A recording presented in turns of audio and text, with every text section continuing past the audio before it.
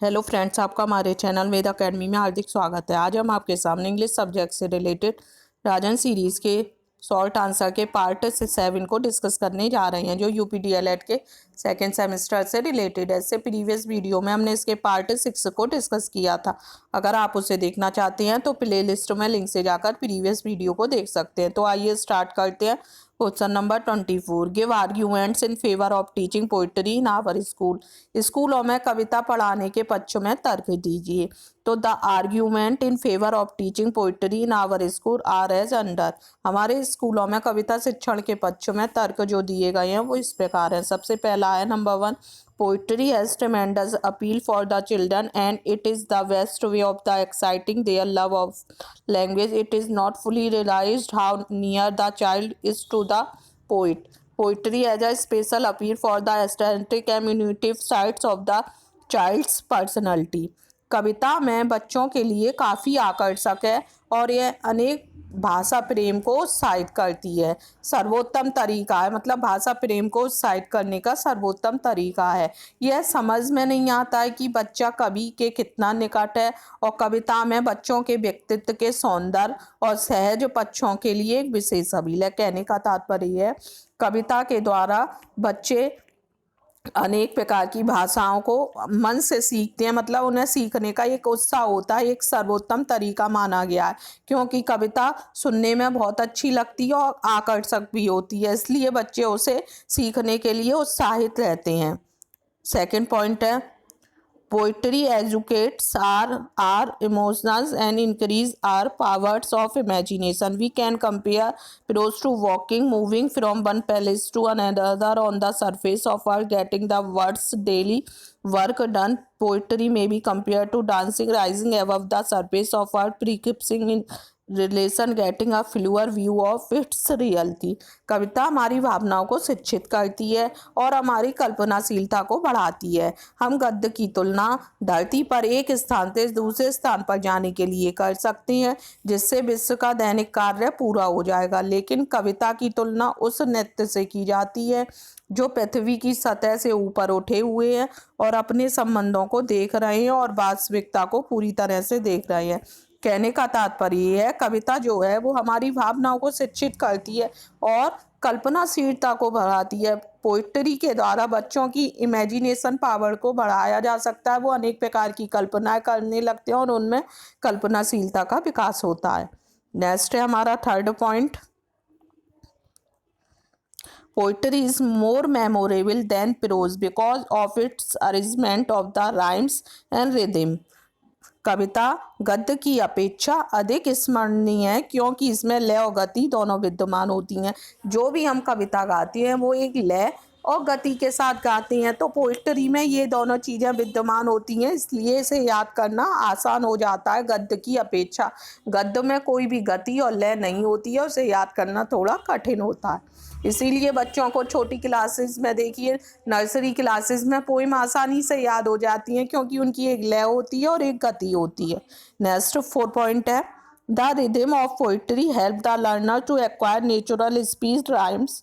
It is especially so at the early stage when simple rhymes are used for the practice of rhythm and pronunciation. कविता की लय सीखने वाले को दांतों का प्राकृतिक वाक अर्जित करने में सहायता प्रदान करती है। ऐसा विशेष रूप से प्रारंभिक अवस्था में होता है जब सरल तुकांत लाभ और उच्चारण के लिए प्रयोग किए जाते हैं। मतलब कहने का तात्पर्य जो प्रारंभिक कक्षाएं होती हैं उनमें पोइट्री का विशेष महत्व होता है क्योंकि बच्चे लय के साथ सीखने में उत्साहित रहते हैं। बच्चों को वह सुनने में अच्छी लगती है क्योंकि उनकी एक लय होती है और एक रिदम होती है, इसलिए जो भी हमारी पोइट्री है उसे प्राइमरी कक्षाओं में बहुत ही उपयोगी माना गया है। हमारा 5th पॉइंट है, poetry imparts pleasure to the student. It make glad the heart of the man. It lays the foundation for the appreciation of beauty of language. For poetry is beauty, beauty of form, beauty of thought, moods और feelings. कविता छात्रों को खुशी प्रदान करती है, यह मनुष्य के दिल को खुश करती है, यह भाषा की सुंदरता की सराहना से नींव रखती है। काव्य के लिए सौंदर्य, संवेदना संवेदन और प्रकृति के विचार, उत्तम वर्णन है। कहने का तात्पर्य है जो कविता होती है वो बच्चों को एक खुशी प्रदान करती है, बच्चे उसे पढ़कर खुशी महसूस करते हैं और मनुष्य के भी दिल को वो खुश करती है। और उसके द्वारा हम प्रकृति की सौंदर्यता के बारे में जान सकते हैं, क्योंकि बहुत सी पोइम ऐसी होती हैं जिसमें प्रकृति का बहुत ही सुंदरता से वर्णन किया गया होता है। उससे बच्चे प्रकृति के बारे में भी उन्हें जानकारी मिलती है। जो बड़ी क्लासेस होती हैं उनमें इंग्लिश में अधिकतर पोइमें नेचुरल प्रकृति से रिलेटेड होती हैं, तो बच्चे उसकी फीलिंग्स के फील करते हैं, नेचुरल ब्यूटी के बारे में, उसके बारे में उन्हें जानकारी मिलती है।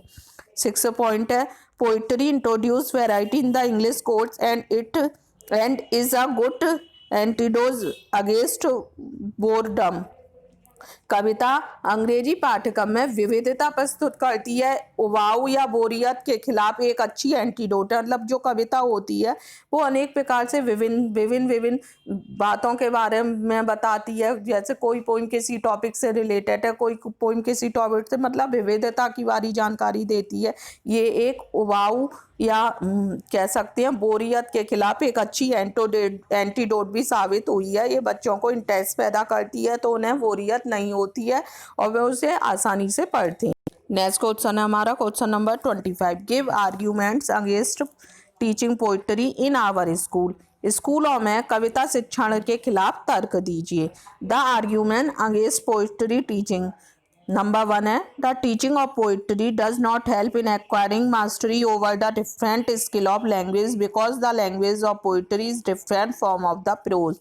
कविता की शिक्षा के लिए भाषा के विभिन्न कौशलों पर अधिकार प्राप्त करने में कोई भी मदद नहीं मिलती है, क्योंकि कविता की भाषा गद्य से भिन्न होती है। कहने का तात्पर्य है कविता की जब हम शिक्षा लेती है तो भाषा के जो 4 स्किल बताए गए हैं उनमें कोई मदद नहीं मिलती है।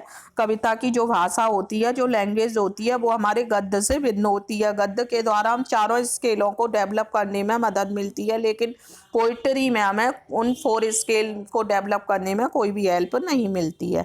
सेकंड पॉइंट है we can not use poetry to enrich the vocabulary of our people because there are many words which are used in a poetry only. They are generally not used in day to day life. अपने शिष्यों जो हमारे शिष्य हैं की शब्दावली को समृद्ध करने के लिए हम कविता का उपयोग नहीं कर सकते, क्योंकि कविता में अनेक शब्द प्रस्तुत होते हैं। आमतौर पर रोज़मर्रा के जीवन में उनका उपयोग नहीं किया जाता। कहने का तात्पर्य है हम कविता का उपयोग अधिक नहीं कर सकते हैं, क्योंकि कविता में बहुत से शब्द ऐसे होते हैं जो हमारी डेली रूटीन में प्रयोग नहीं किए जाते हैं, जबकि गद्य में ऐसे शब्दों का प्रयोग होता है जो कि रोज़मर्रा की ज़िंदगी में इस्तेमाल किए जाते हैं। थर्ड पॉइंट है हमारा our school going children find in difficulty to understand the metaphor and similes in the poem and the poem remains unenjoyed. हमारे स्कूल जाने वाले बच्चों को कविताओं के रूपकों एवं उपमाओं को समझना कठिन लगता है और कविताओं का कोई अर्थ नहीं है। कहने का तात्पर्य है जो भी पोइम होती है उनमें अलंकार होते हैं, मेटाफोर अलंकार या सिमली, ये जो अलंकार होते हैं इन्हें बच्चों को समझना बहुत टिपिकल लगता है, इसलिए वो कविताओं का कोई अर्थ भी नहीं होता, इसलिए वो इंटरेस्ट भी नहीं लेना चाहते हैं कविता में, क्योंकि ये अलंकार जो होते हैं इन्हें समझना उनके लिए टिपिकल हो जाता है, कठिन हो जाता है। नेक्स्ट पॉइंट है point number 4। English is a foreign language for Indian pupils. The foreign background of the most English poem in unfamiliar to Indian pupil, so that cannot understand or appreciate the beauty of the poetry. अंग्रेजी भारतीय छात्रों के लिए एक विदेशी भाषा है। अंग्रेजी की अधिकांश कविताओं की विदेशी पृष्ठभूमि भारतीय शिष्य उनसे अपरिचित है, अतः वे काव्य की सुंदरता को नहीं समझ पाते हैं। कहने का तात्पर्य है जो अंग्रेजी भाषा में जो पोइमें ली गई हैं वो अधिकतर विदेशी पृष्ठभूमि से ली गई हैं, जिससे जो इंडियन स्टूडेंट हैं वो पूर्ण रूप से परिचित नहीं है, इसलिए वो ठीक प्रकार से पोइम का अर्थ नहीं समझ पाते हैं, उसकी सुंदरता को नहीं समझ पाते हैं और उसमें जब उन्हें समझ नहीं आता है तो वो उसमें इंटरेस्ट भी नहीं लेते हैं। नेक्स्ट है 5 point only good teacher who love poetry can do full justice to teaching poetry is an effective way, such teachers are very few. केवल अच्छे शिक्षक ही जो कविता से प्रेम करती हैं, कविता को भावात्मक तरीके से सिखाने के लिए पूर्ण न्याय कर सकते हैं। तो ऐसे अध्यापक हैं, बहुत कम है, ऐसे टीचर बहुत कम है जो भी हमारी पोएम है उसे पसंद करती है, उसे फीलिंग के साथ एक्सप्रेस करते, उसे समझा सकती है। ऐसे हमारे इंडिया में बहुत कम टीचर हैं जिन्हें ये नॉलेज है। In spite of these arguments against poetry teaching, many scholars think it is essential keeping in view the various advantages of it. ऐसे अध्यापक बहुत कम है। काव्य शिक्षा के इन सब तर्कों के बावजूद अनेक विद्वानों को इसकी आवश्यकता प्रस्तुत होती है। मतलब जो भी ये तर्क दिए गए इन सब के बावजूद कुछ लोग ये मानते हैं कि पोइट्री का होना बहुत जरूरी है। नेक्स्ट है हमारा क्वेश्चन नंबर 26। बहुत precaution should be taken while teaching grammar. व्याकरण के शिक्षा के दौरान क्या सावधानी बरतनी चाहिए उसके बारे में आपको बताना है। The following precaution should be taking while teaching grammar. शिक्षण के दौरान ग्रामर में निम्नलिखित सावधानियां बरतनी चाहिए। नंबर 1 है teacher should identify the teaching objectives which are to be achieved by the topic. शिक्षकों को शिक्षण उद्देश्य की पहचान करनी चाहिए जो विषय द्वारा प्राप्त किए जाने हैं। मतलब जो भी एम होते हैं उसकी पहचान करनी चाहिए। जो भी विषय वो पढ़ा रहे हैं उसके बारे में, उसके एम्स के नॉलेज उन्हें पूर्ण रूप से होनी चाहिए। उस टॉपिक के एम्स क्या हैं जिससे कि वो अच्छे से बच्चों को समझा सकें।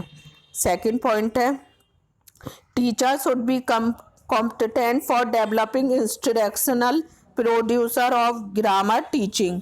शिक्षक व्याकरण शिक्षण की शिक्षण प्रक्रिया विकसित करने के लिए सक्षम होना चाहिए। मतलब टीचर जो भी है उसे ग्रामर की पूर्ण नॉलेज होनी चाहिए। अगर उसे ग्रामर की पूर्ण नॉलेज नहीं है तो बच्चों को वह कुछ भी ढंग से नहीं सिखा पाएगा। थर्ड पॉइंट है teacher should develop the full understanding of grammar topic which is to be taught. शिक्षक को व्याकरण विषय की पूरी समझ विकसित करनी चाहिए जो कि सिखाया जाना। मतलब जो भी टॉपिक वो क्लास में समझा रहे हैं पहले उन्हें उस टॉपिक को अच्छे से समझना चाहिए, उसके बाद उसे क्लास में समझाना चाहिए। पॉइंट 4 है teacher should analyse the topic into the elements which will be helpful to preparing teaching points. शिक्षक को विषय का विश्लेषण उसके तत्वों में करना चाहिए जो शिक्षण बिंदुओं को तैयार करने में सहायक होंगे। मतलब कुछ जो टॉपिक्स में कुछ पॉइंट होते हैं उसे अच्छे से प्रिपेयर्ड कर लेना चाहिए जो उन्हें जो भी टॉपिक पढ़ा रहे हैं उसे पढ़ाने में वो उन्हें सहायक सिद्ध होंगे, उनकी हेल्प करेंगे जो भी पॉइंट्स होते हैं। नंबर 5 पॉइंट है teacher should be well aware about the teaching method deductive and inductive.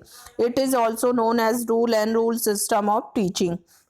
शिक्षण को शिक्षण विधि के बारे में जो भी शिक्षक है हमारा उसे शिक्षण विधि के बारे में अच्छी तरह से पता होना चाहिए। उत्प्रेरक और आगमन निर्गमन इस शिक्षण के नियम और नियम प्रणाली के रूप में भी जाना जाता है। मतलब जो भी टीचर है उसे मेथड जो होती है हमारे डिडक्टिव आगमन और निर्गमन विधि उसके बारे में अच्छे से पता होना चाहिए, किस तरह से पढ़ाना है, क्या नियम है, इन सब की पूर्ण रूप से जानकारी होनी चाहिए। पॉइंट 6 है after presentation teacher should assess the student whether they could understand the content. प्रस्तुतिकरण के बाद शिक्षकों को यह देखना चाहिए कि विषय वस्तु को समझ सकते हैं या नहीं। मतलब टीचर ने जो भी टॉपिक बच्चों के सामने प्रस्तुत किया उसके बाद उसे ये एनालाइज करना चाहिए कि बच्चे उस टॉपिक को ठीक प्रकार से समझ पाए हैं या नहीं। ऐसा तो नहीं है कि टीचर ने उसे समझा दिया लेकिन बच्चों को कुछ भी समझ नहीं आया है। नेक्स्ट पॉइंट है point number 7 teacher should assign homework on the same for the students for the practice as well as self study.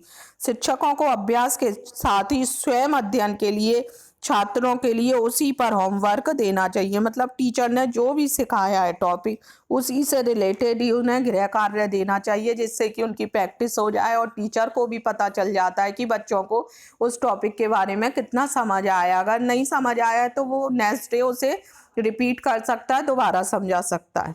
उम्मीद करते हैं आपको राजन सीरीज का पार्ट 7 अच्छे से क्लियर हुआ होगा। अगर आपको हमारा वीडियो पसंद आया हो तो प्लीज़ हमारे वीडियो को लाइक कीजिए, अपने फ्रेंड्सों में अधिक से अधिक शेयर कीजिए और इसका अगला पार्ट देखने के लिए हमारे चैनल को सब्सक्राइब कीजिए। Thank you.